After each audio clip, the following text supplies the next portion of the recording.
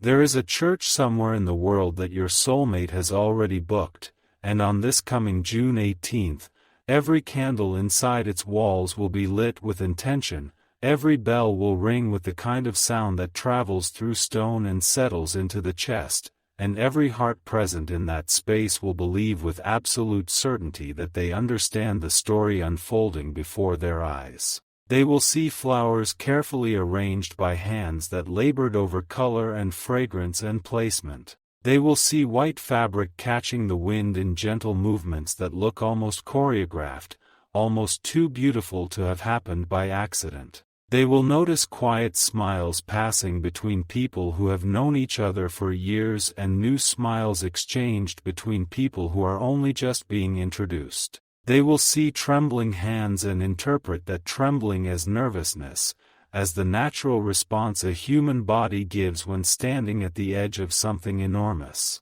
They will watch a path lead toward an altar and believe they know everything about what is coming next. But they do not know. Beneath every step being taken on that day, beneath every note of music that fills that sacred space, beneath every exchanged glance and every whispered word and every carefully chosen detail, there is a secret. It is a secret that heaven has been guarding since long before either of you drew your first breath, since long before the concept of a church or a ceremony or a specific date in June existed anywhere in human imagination. It is a secret written into the architecture of something far older than stone walls and stained glass windows, written into the fabric of a story that neither you nor your soulmate have been fully able to read, because you have both been standing too close to the page. Listen carefully now, because what is being spoken into this moment is not carried by fear. It is not a warning. It is not a caution designed to make you hesitate or pull back from hope. It is a promise, and promises of this nature do not arrive loudly. They arrive the way dawn arrives, quietly at first, a suggestion of light before the full brilliance appears, patient enough to let your eyes adjust before revealing everything they have come to show. Many people who have watched your life from the outside have looked at this season you have been walking through and given it the wrong name. They have called it delay, as though delay were a punishment, as though waiting were proof of something missing inside you. They have looked at your silent nights, the ones where the house felt too quiet and the thoughts felt too loud, and they have called that silence loneliness, as though loneliness were a permanent condition rather than a temporary geography that a soul passes through on the way to somewhere else entirely. They have watched your prayers rise from your lips and your heart and travel upward into skies they could not see beyond, and because they could not trace where those prayers went, they assumed those prayers simply disappeared, evaporated like morning mist against a warming sun, gone without record and without consequence. But every whispered prayer has been collected, not metaphorically, not as a comforting idea meant to make suffering easier to endure. Literally and completely, every prayer you have ever offered, every word you shaped in the dark when no one else was listening, every wordless ache you sent upward when language felt inadequate for what your heart was trying to say, every prayer has been received and held and kept with a care that surpasses any kind of human filing system or archival method. Nothing you sent upward fell back down unclaimed. Nothing you whispered was lost to static or distance or divine distraction. Every single prayer reached its destination, and its destination was not an empty room. Every tear has been counted. Every single one, from the ones that fell in public places where you had to quickly look away and pretend something had gotten in your eye, to the ones that came in the absolute privacy of your own space when there was no need to perform composure for anyone else. The ones that surprised you by arriving at inconvenient moments. The ones you tried to stop and could not. The ones that came quietly after a long day when you simply sat down and let your heart release what it had been holding with great effort for many hours. All of them counted, all of them registered, all of them part of a record that tells the most accurate story of who you are and what you carry and what you are capable of surviving. Every moment you believed you had been forgotten has itself been remembered. Every night you lay down with the weight of uncertainty pressing against your chest, every morning you woke up and had to make the choice again to keep going, every afternoon you spent watching other people celebrate milestones you were still waiting for and had to find somewhere inside yourself the grace to celebrate with them genuinely. All of those moments, every single one, has been written into a story that is far greater, far more textured, far more astonishing in its detail and scope than anything your eyes could see from where you were standing. Your soulmate believes they are preparing for a wedding. They are thinking about details. They are having conversations, making decisions, navigating the practical logistics of bringing a significant occasion into physical reality. They believe they understand what is being prepared, but they do not yet understand that while they plan, something else entirely is being arranged on their behalf. They are preparing for a wedding while heaven is preparing them for a miracle, and those two things are not the same, though they may eventually share the same date and the same building and the same gathering of people who think they know the full story. Your soulmate has been searching. Perhaps they have not named it searching, perhaps they have called it by other names, busyness or exploration or simply living, but underneath everything, there has been a search taking place. They have moved through memories, revisiting conversations that felt significant and trying to understand why they did not ultimately feel like a rival. They have looked at familiar faces, people they have known and cared for, and found themselves quietly confused by why familiarity did not translate into completeness. They have tried to understand why their heart, which by any external measure should feel satisfied, keeps returning to a feeling it cannot quite articulate, a sensation not of loss exactly, but of anticipation, as though something has been promised and has not yet appeared. They smile, and the smiles are real, they are not performed, there is genuine warmth and genuine gladness in them. But underneath the smiling, something is waiting. They celebrate, and the celebrations are not hollow, there is real joy present in them. But underneath the celebrating, a voice keeps surfacing, quiet but persistent, asking a question that no achievement or affirmation or external success has been able to answer. The question sounds something like this: where is the one my soul has been waiting for? That voice is not anxiety. It is not restlessness born from dissatisfaction or ingratitude. That voice was placed there before either of you took your first breath, placed there as a homing signal, a compass set to point toward a specific direction before the journey even began. It is the voice of a promise reminding a soul that the promise has not yet been fulfilled, and until it is, something will always feel incomplete no matter how beautiful the surroundings become. The church your soulmate has booked is more than a building made of stone and human effort. Yes, it has walls and a roof and windows that transform ordinary light into something colored and strange and breathtaking. Yes, it has a floor where footsteps echo and a ceiling that makes voices sound different than they do outdoors. But it is also a symbol, one of the oldest and most persistent symbols human beings have created. A symbol of faith in action, of hope made physical, of the decision to believe in something beyond what can be immediately proved or guaranteed. People bring their most fragile hopes to places like that church. They bring the things they cannot carry alone any further, and they set them down in the presence of something larger than themselves, and they ask for help they cannot manufacture on their own.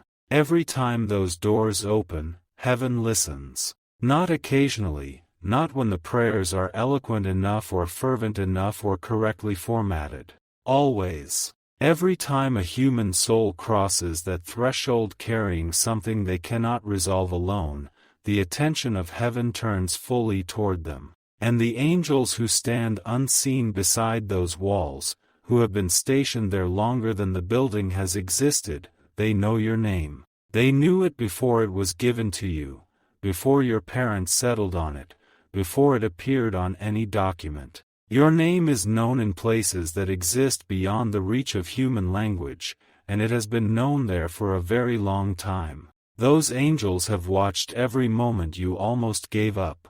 There were moments, you know which ones they were, where giving up felt not just tempting but logical, where continuing to hope felt not like faith but like foolishness, where the rational case for releasing the expectation seemed stronger than the emotional case for holding on. In those moments, you perhaps noticed something, a shift in the atmosphere around you, a thought arriving from somewhere outside your own tired reasoning, a memory surfacing of something you had been promised, or a feeling of warmth that had no obvious source. That was not coincidence. That was the result of beings who refused to let you stop believing in something they could already see. They have seen you compare your journey to others. They have seen you sit with the stories of people whose paths seem to unfold more smoothly, more quickly, more visibly rewarded, and they have watched you do the painful arithmetic of comparison, calculating what you have against what others have and coming up with a sum that felt like shortage. They have seen you wonder why love seemed to arrive more easily for others, why the hearts of other people seem to find their homes in less time, with less searching, with less of the particular kind of ache that comes from knowing exactly what you want and not yet being able to reach it. And in those moments, still they whispered, "Not yet. Not yet, because you were not being denied. Not yet, because you were being protected." These are two completely different things, and the difference matters enormously. Denial is the closing of a door with no future opening. Protection is the holding back of a door until the moment when walking through it becomes a triumph rather than a compromise. What felt to you like a locked door was a door being held by hands you could not see, held in a position that would only make sense later, when everything that needed to happen on the other side had happened. There are blessings that genuinely cannot arrive until the heart is strong enough to receive them without being overwhelmed by them. This is not cruelty. It is the same logic that governs a seed and its soil and its season.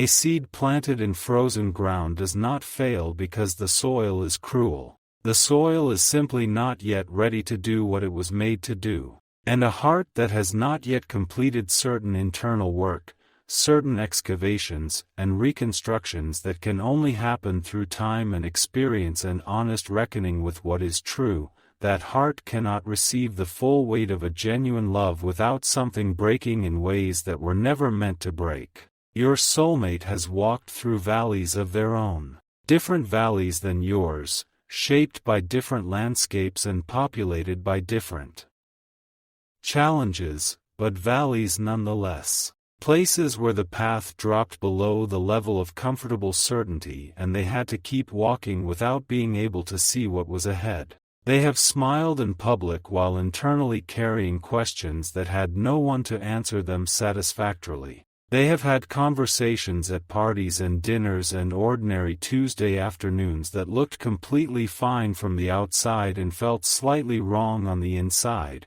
because they were having those conversations with people who were not the person they were ultimately meant to be speaking with. They have met people who looked exactly right by every external measurement, the right background, the right temperament, the right interests, the right everything that a checklist would confirm, and felt unfamiliar. Felt like meeting someone whose language they almost spoke but not quite, whose world they could visit but not truly inhabit. They have stood at crossroads where every practical, logical, evidence-based argument said keep going in this direction, and something wordless and certain inside them said wait. And they have had to make the impossible choice between what made sense and what felt true. And sometimes they chose what made sense and walked forward only to find the path eventually looping back. And sometimes they chose to wait, without knowing what they were waiting for, without being able to explain it in terms that satisfied anyone asking, trusting something they could not point to or photograph or present as proof. Without realizing it, they have been waiting for the light that only your presence can bring into a room. Not a metaphorical light, though it will certainly feel metaphorical in the moment it arrives, but a specific quality of illumination that exists only in the encounter between two souls that were made with the other in mind. The kind of light that makes a person feel, for perhaps the first time, that they are fully seen and fully recognized, not despite who they are but because of who they are, all of it, including the parts they typically hide. The angels who have been guarding this promise refused to release it when disappointment came with arguments for why it should be abandoned. When circumstances arranged themselves in ways that seemed to suggest the promise had expired or been revoked, the angels held the pages of the story together with something stronger than hope, with certainty born from having seen the end from the beginning. When doubt arrived with its very reasonable sounding logic about how some people simply are not meant for this kind of love, about how the evidence clearly pointed in a different direction, they refused to concede the argument. When fear whispered in the darkest hours of your most vulnerable nights that you would always be alone, that the waiting was not protection but verdict, they answered with a silence so full of presence that it was its own kind of response, the response of something too certain of the outcome to need to defend it with words. You have kept asking for signs. You have turned to clocks and found comfort or confusion in repeated numbers. You have moved through your dreams looking for messages written in images that required interpretation.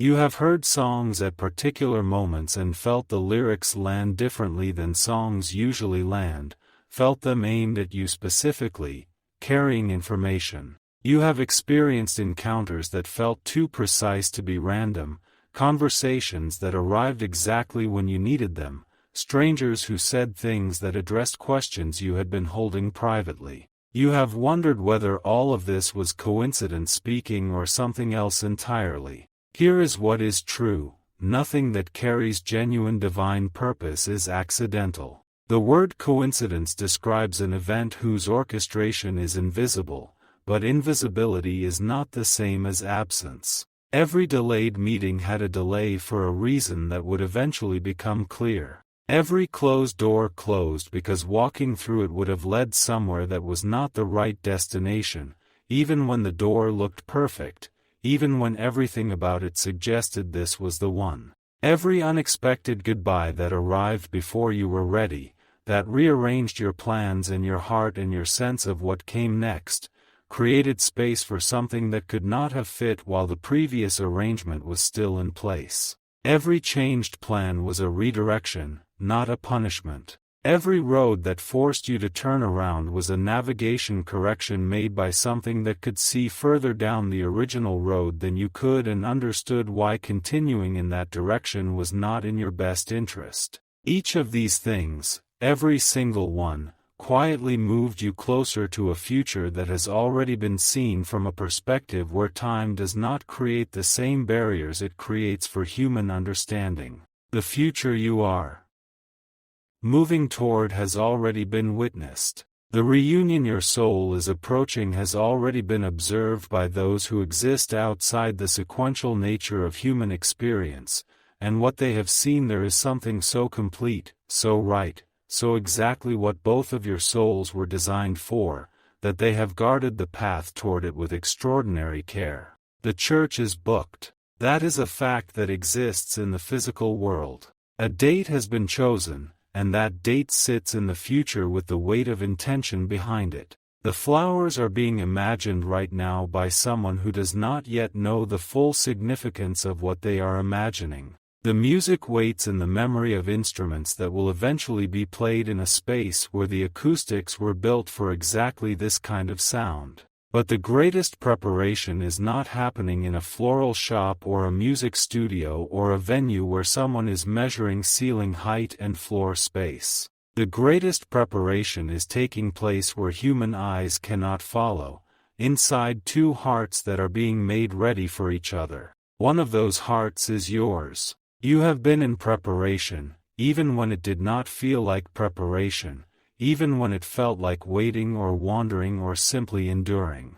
The compassion you have developed by surviving your own difficult seasons is part of the preparation. The patience you have built through countless moments of having to hold on without guarantees is part of the preparation. The faith you have exercised every time you chose to keep believing when the evidence was thin, every time you reached inside yourself and found, against all odds, one more reserve of hope, that faith is not just admirable, it is functional. It is part of what makes you ready to receive something of this magnitude without fumbling it. The other heart belongs to the soul that has already been chosen to walk beside you. Your soulmate does not yet fully understand why certain names that once felt important eventually drifted away from their story. They do not understand why conversations that began with such promise gradually ran out of the specific kind of energy needed to sustain something genuine. They do not understand why opportunities that seemed extraordinary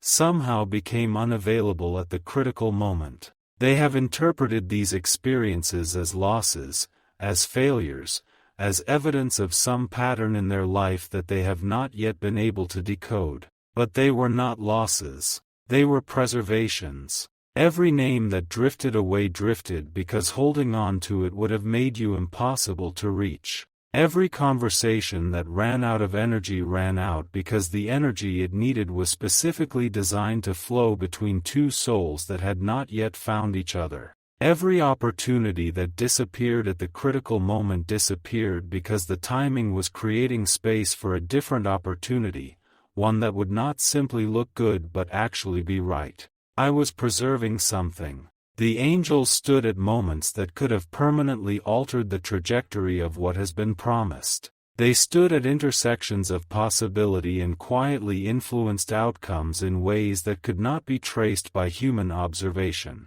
They inspired unexpected decisions that looked like individual choice and were, in fact, individual choice, but individual choice that was being gently breathed upon by something that understood the larger picture. They created timing that human logic would call impossible and then watched that impossible timing produce exactly the right result, not the result that seemed most likely from a purely practical perspective, but the result that moved both of you closer to the moment that has always been coming.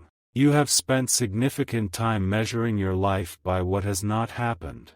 This is an entirely natural response to living inside a timeline that moves forward without revealing its destination. When the map shows no landmarks for a long period of walking, a person begins to wonder whether they are still on the map at all, whether they have somehow wandered off the edge of their own story into some formless territory where the rules of narrative no longer apply. But heaven measures your life by what has been protected, by what has been held in trust, by what has been kept safe from circumstances that could have compromised it, and by that measure, your life is extraordinarily full. What you call delay, the angels call preparation. What you call silence, the angels call instruction, the kind of instruction that cannot happen while noise is present, the kind that requires a quieted life and a stilled mind and a heart that has finally stopped reaching for distractions and simply sat with what is true. What you call loneliness, the angels call sacred space, the specific interior environment in which a heart learns to recognize what genuine love actually feels like as distinct from what temporary comfort feels like, and that distinction is not a minor one. People who have never spent time in that sacred space often cannot tell the difference until the damage of mistaking one for the other has already been done. There will come a day when you look back over the entire landscape of your journey and you will understand why every prayer that seemed to go unanswered was actually being saved, being held, being combined with other prayers and other preparations to form the foundation of an answer so complete that it required all that time to construct. You will understand that the foundation of your future joy was being laid in the periods that felt most empty, that the structure being built was one that required the specific materials of your specific experiences, and that nothing was actually wasted, not a single difficulty and not a single tear and not a single night of wondering. Your soulmate has dreams they wake from with a feeling they cannot name. Sometimes in those dreams there is a face, not fully clear,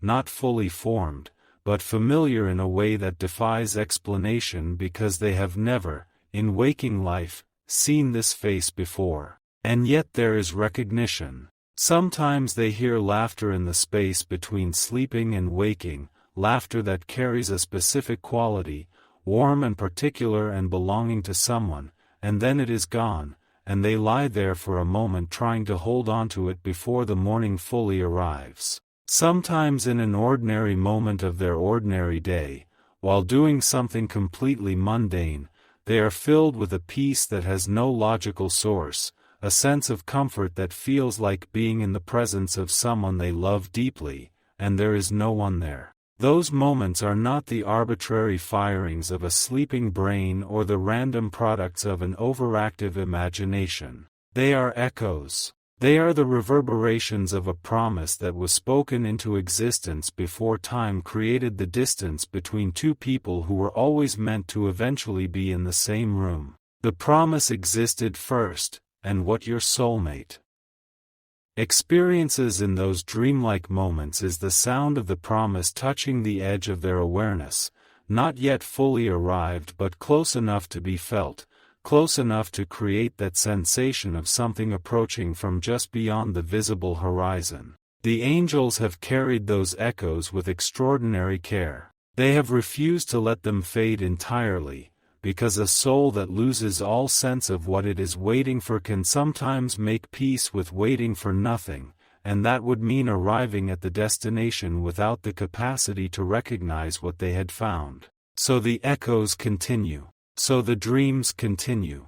So the moments of inexplicable peace continue. They are maintenance work, performed by beings who are deeply invested in this outcome and who understand that human hearts require regular reminding of what they are meant for. Even when you believed you were forgotten, even in the very center of that belief, you were not forgotten. Even when your soulmate believed destiny had somehow overlooked them in the distribution of this particular kind of blessing, they were not overlooked. Even when both of you stood under different skies on the same night asking the same question into the darkness, whether genuinely and truly there was someone meant for each of you specifically, the answer was already yes. It had always been yes. The yes existed before the question was ever formed. But timing is part of wisdom, and wisdom sometimes looks, from the inside of the waiting, exactly like silence. Fruit picked before its season cannot do what fruit is supposed to do. It cannot satisfy the hunger it was created to satisfy because it has not yet become fully what it was meant to be. A seed forced open before its proper time cannot become the thing it was designed to become, because the process of becoming requires the exact conditions of its season, the particular temperatures and moistures and darkness of soil that cannot be rushed without causing damage. Love that arrives before the healing it requires is already complete often becomes something other than love, becomes confusion or dependency or the kind of comfort that feels like love but cannot sustain itself because it is built on foundations that were not yet solid when the weight was placed upon them. So heaven waited. Not because waiting is enjoyed as an experience, not because the watching of two searching souls was entertainment, but because the completion of this promise required that both souls arrive at the same place carrying what they needed to carry in order for the meeting to be what it was always supposed to be, and that required time. And the time required patience from everyone involved, including those doing the guarding, including those doing the watching, including those who have already seen the outcome and have had to sit with the knowledge of it while the process continued at the pace the process required. The true ceremony of this love did not begin in a church and did not begin when a date was chosen and did not begin when flowers were selected. It began much earlier and much more quietly. It began when you chose forgiveness over bitterness in a moment when bitterness would have been completely understandable. It began when you chose hope after a disappointment that had every right to extinguish hope. It began when you continued in faith without the evidence that faith usually asks to walk alongside it. Every kind choice you made while you yourself were hurting. Every prayer you offered when the silence on the other side of that prayer seemed absolute. Every time you deliberately chose to believe that tomorrow could still contain something worth looking forward to, even when today offered very little evidence for that belief. Those choices were not small. They were the invisible flowers being placed along the path before you, one by one, creating something beautiful for a procession that had not yet begun but was always approaching. Your soulmate is walking toward those flowers without knowing they are there. The people around them observe confidence, capability, someone who has their life arranged in ways that look admirable and complete. What is actually present is anticipation so deep it has become indistinguishable from personality,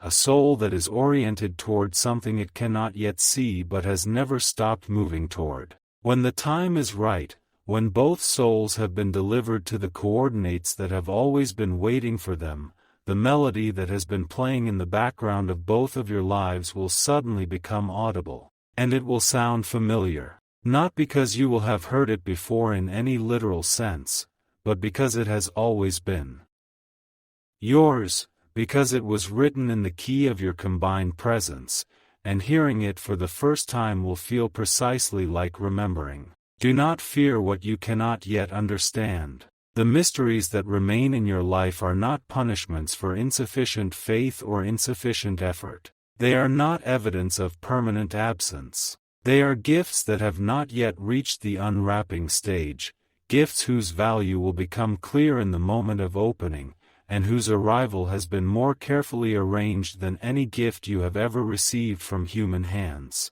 The greatest miracles rarely announce themselves in advance. They disguise themselves in ordinary moments, in simple meetings that somehow feel extraordinary, in unexpected messages that arrive at precisely the right time, in the inexplicable sensation of looking at someone and understanding without any logical basis that something important has just begun. And one day, not in the distant theoretical future but in a real day that is coming toward you with the same certainty that all days come, you will look back. You will stand at some future vantage point and you will look back over the entire landscape of everything that brought you to that moment, and you will understand. You will understand why the angels never released this promise, why they held it through every season of doubt, why they refused to let the echo fade, why they stood at those critical intersections and quietly breathed upon the outcomes. You saw the journey from the inside, from the limited perspective of someone who could only move forward one day at a time without knowing what the next day held. They saw it from outside of time entirely, saw the beginning and the ending and everything between, saw what you were being made into and what you were being led toward, and they understood that what was being built was worth every moment of the building. For every night you questioned your purpose, a new dawn was being prepared. For every tear that reached the ground, a blessing was quietly taking root in the same soil, drawing sustenance from the moisture of that very tear to become something that would eventually flower in a season that felt impossible from where you stood. For every door that closed, often with a finality that felt permanent and crushing, another path was being opened at a distance you could not yet see, curved around a bend that was not yet visible, waiting patiently for you to arrive at it and discover that it had been there all along, that it had always been yours, that the closed door was never the destination but only a redirection. The angels still stand watch. They are still holding what they have been given to hold. They hold it not because destiny is fragile, not because the promise is uncertain, but because it is precious, and precious things deserve to be carried with care all the way to their destination, not handed off early, not set down prematurely, not delivered before the recipient is ready to receive them with the full appreciation that the gift deserves. One day, when all the waiting finally makes sense, when the picture becomes large enough that all the pieces arrange themselves into coherence, you will look back and smile at every moment you almost stopped believing. You will feel something in that looking back that is not quite gratitude and not quite vindication, but is closer to a deep and settled knowing, a sense that the story was being written correctly all along, that the author knew what they were doing even in the chapters that seemed to have no clear direction. And you will understand that the greatest surprise was never the church or the flowers or the ceremony or any of the beautiful external details that human beings pour so much love and care into arranging. The greatest surprise was the realization that while you were searching for love, love was also searching for you, that while you were walking toward something you hoped existed, something was being walked toward you by hands that never tire and never doubt and never let go of what they have promised to deliver, protecting it with extraordinary care, surrounding it with light that does not flicker, refusing to release it until the exact perfect moment when two souls who were always meant to find each other could finally stand in the same space and call what had always belonged to them exactly what it was, a miracle.